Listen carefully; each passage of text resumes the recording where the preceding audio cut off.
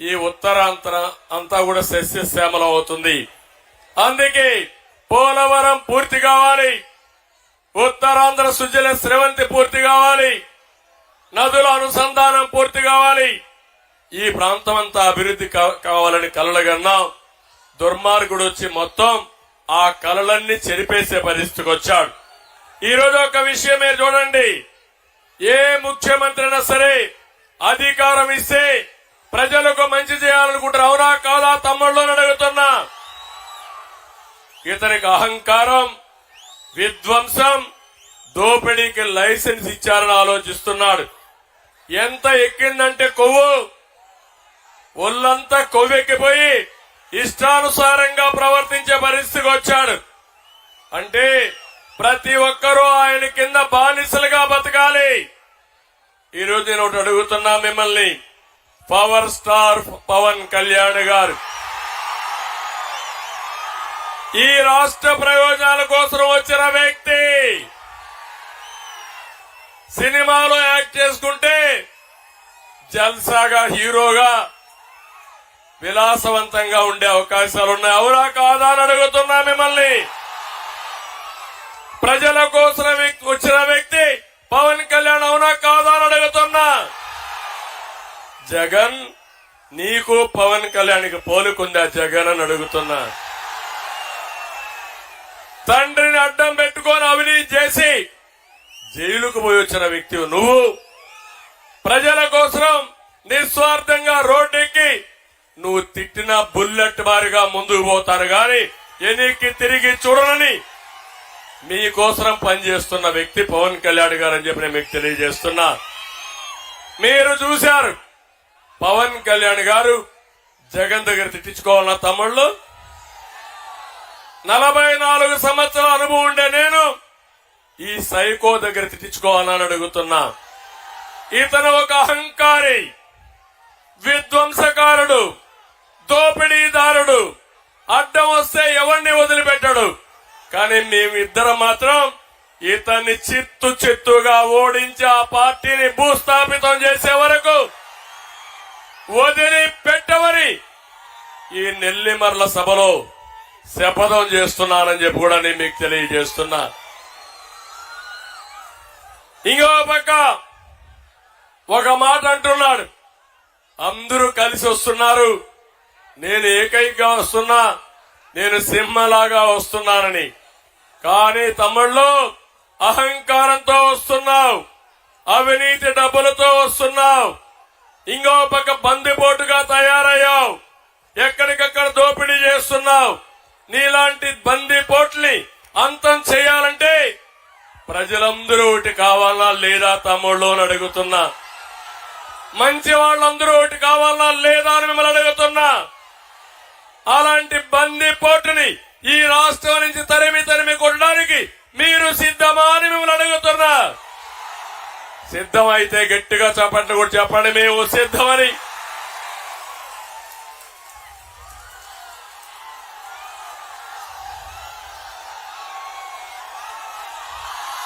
తమ్ముళ్ళు 2014లో తండ్రి శివరాజకీయంతో వచ్చాడు. 2019లో బాబాయిని హత్య చేసి శివరాజకీయాలు చేశాడు. ఇప్పుడు గులకరాయి డ్రామా ఆడుతూ మళ్ళా వచ్చాడు. ఇప్పుడు మన మీటింగ్ ఉంది. గులకరాయి వేస్తే మీకు కనపడుస్తుందా లేదా తమ్ముళ్ళు? కనపడుస్తుందా లేదా? మొన్న కనపడిందా గులకరాయి? కనపడని గులకరాయితో దెబ్బ తగిలిందంట. రోజు రోజుకు ఆ దెబ్బ ఎత్తవుతాను పెరిగిపోతా ఉంది. తొలి రోజు చిన్న దెబ్బ, రెండో రోజు దెబ్బ పెరిగింది, మూడో రోజు ఇంకా పెరిగింది. 13వ తారీఖు సాయంత్రం వరకు ఈ డ్రామా కొనసాగించే డ్రామా రాయుడు ఈ సైకో జగన్ అని చెప్పి నేను మీకు తెలియజేస్తున్నా. ఇంకో పక్కన నేను ఒకటే మిమ్మల్ని అందరినీ కోరుతున్నా, ఉత్తరాంధ్ర ద్రోహి ఈ జగన్మోహన్ రెడ్డి నేను ఏం చేశాడో చెప్పకుండా నేను అడుగుతున్నా.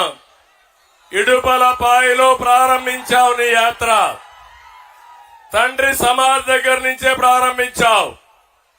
23 రోజులు 24 రోజులు తిరిగావు. ఇంతవరకు నేను ఈ ఊరికి పరిశ్రమ తెచ్చాను, ఈ ఊరికి ఇరిగేషన్ ప్రాజెక్ట్ తెచ్చాను, నా వల్ల వీళ్ళకి లాభం జరిగింది అని ఒక్కరోజు చెప్పాడా తమ్ముళ్ళు అని మిమ్మల్ని అడుగుతున్నా. ఎప్పుడన్నా విన్నారా మీరు? ఒకవేళ ఎక్కడన్నా చూసారా మీరు? ఒక చిన్న పరిశ్రమ వచ్చిందా అని మిమ్మల్ని అడుగుతున్నా. ఒక చిన్న ఇరిగేషన్ ప్రాజెక్ట్ చేశాడా అని మిమ్మల్ని అడుగుతున్నా. ఒక్క ఊర్లో అయినా ఇండ్లు కట్టాడా అని మిమ్మల్ని అడుగుతున్నా. కట్టాడు తమ్ముళ్ళు. ఇళ్లు ఎక్కడ కట్టాడంటే కాలవల్లో, అడవుల్లో, శ్మశానాల్లో ఇండ్లు కట్టాడు. ఆడేమైనా వస్తువులున్నాయో తమ్ముళ్ళు అని అడుగుతున్నా. అవి ఇండ్లు కాదు, గూళ్లు కట్టాడు. నేను వచ్చింది మీరు గుర్తుపెట్టుకోవాలి. ఇక్కడే విశాఖపట్నంలో 500 కోట్ల రూపాయలు ఖర్చు పెట్టి విలాసవంతమైనటువంటి బంగళా కట్టుకున్న ముఖ్యమంత్రి ఈ పేదవాళ్ళకి ఇచ్చింది 1 సెంటు మాత్రం ఇచ్చే పరిస్థితికి వచ్చాడు. ఇలాంటివన్నీ చేసి ఇప్పుడు నాటకాలు ఆడుతూ మిమ్మల్ని అందరిని అంటున్నాడు అందరూ బాగుపడిపోయారంట. చాలా బాగున్నారా మీరు? ఏమమ్మా చాలా బాగున్నారా మీరు? మీ ఆదాయం పెరిగిందా అని మిమ్మల్ని అడుగుతున్నా సూటిగా. పెరగలేదంటే చేలు పైకి ఎత్తండి, చేలు దించండి. మీ ఖర్చులు పెరిగాయా లేదా అని అడుగుతున్నా. ఖర్చులు పెరిగాయి, ఆదాయం పెరగలేదు, మీ జీవన ప్రమాణాలు తగ్గిపోయినాయి. దీనికి కారణం అసమర్థుడి పాలన, అవినీతి పాలన, చేతగాని పాలన అని చెప్పి నేను మీకు తెలియజేస్తున్నా. ఎప్పుడు కూడా పరిపాలన అంటే సంపద సృష్టించాలి, ఆదాయాన్ని పెంచాలి, పెంచిన ఆదాయం సంక్షేమ కార్యక్రమాలకు ఖర్చు పెట్టాలి, అదే మరి అభివృద్ధి ఖర్చు పెట్టి మన పిల్లలకు ఉద్యోగాలు ఇప్పించాల్సిన అవసరం ఉంది.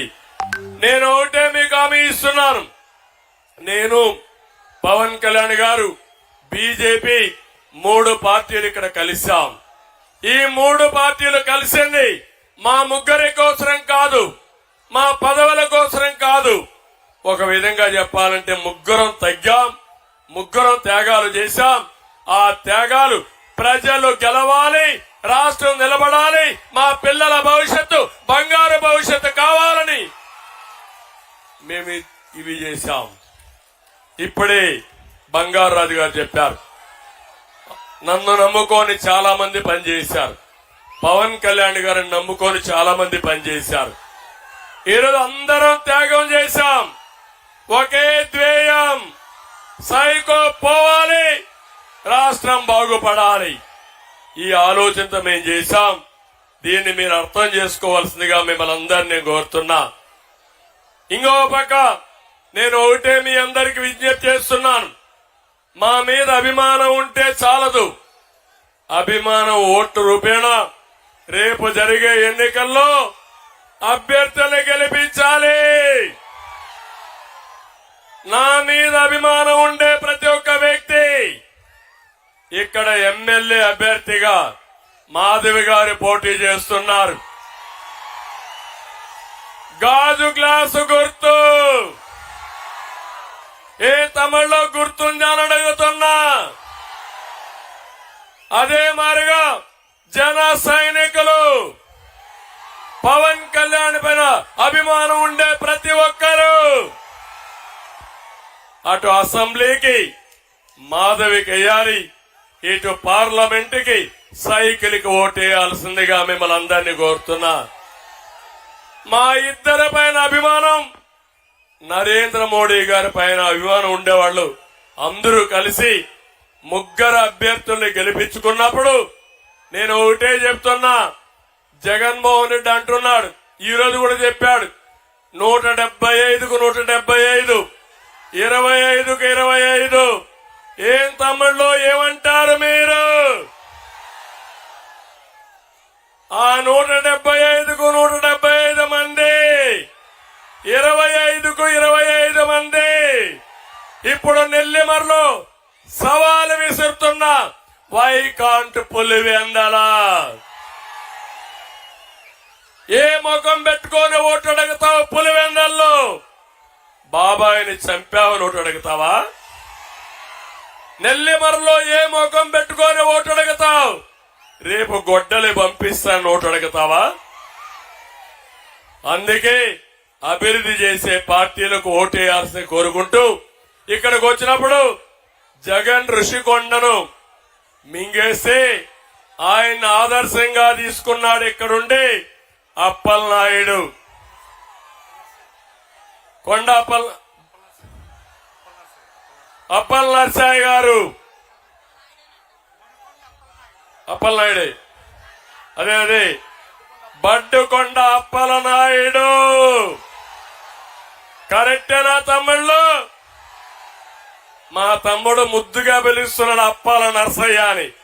అప్పల నర్సయ్య కాదు, అప్పలనాయుడు, బడ్డుకొండ అప్పలనాయుడు.